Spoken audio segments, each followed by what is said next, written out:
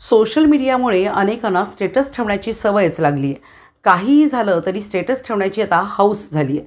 मात्र ही हौस अनेकांचे नुकसान करून जाते हे मात्र नागरिकांना वेळ निघून गेल्यावर कळते।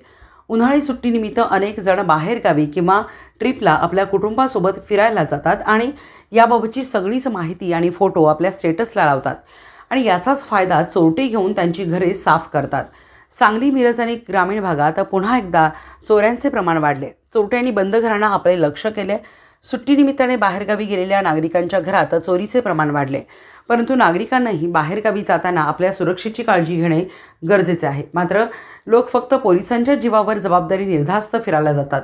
त्यामुळे नागरिकांनी ट्रिपला जाताना काळजीपूर्वक आपली घरे बंद करून किमती ऐवज लॉकरमध्ये ठेवून जावे। तसेच सुरक्षेसाठी मजबूत कुलूप लॉक याचा वापर करावा। रात्री झोपताना दरवाजा उघडा ठेवून झोपतात। तसेच आपल्या ट्रिपचे स्टेटस सोशल मीडियावर न ठेवता आपली सुरक्षा आपण करावी, असे आवाहन उपविभागीय पोलीस अधिकारी प्रणिल गिल्डा यांनी केले। तसेच घर परिसर किंवा आपल्या भागात वैयक्तिक किंवा एकत्रित CCTV कॅमेरे बसवावेत, असे आवाहन केले आहे। चोरीच्या अनेक घटना नागरिकांच्या जागरूकतेमुळे टाळू शकतात, मात्र छोट्या छोट्या चुका या नुकसानदायक होतात। त्यामुळे नागरिकांनी सुद्धा आपली सुरक्षा स्वतः केली पाहिजे, असेही गिल्डा म्हणाले। नमस्कार, मी प्रणिल गिल्डा, SDPO मिरज।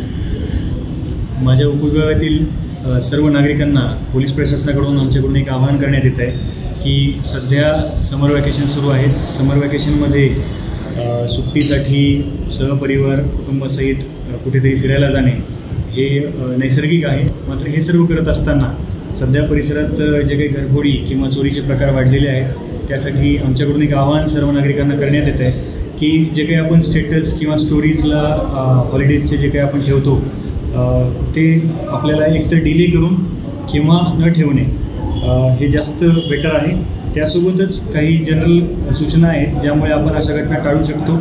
ते म्हणजे सध्या उन्हाच्या तडाख्यामुळे रात्री बऱ्याचदा असे प्रकार होत आहेत की दरवाजे किंवा खिडक्या उघड्या ठेवूनच आपण झोपतो आणि दरवाजा उघडा असल्या कारणाने सुद्धा आमच्या हद्दीमध्ये काही घरफोड्या झालेल्या आहेत।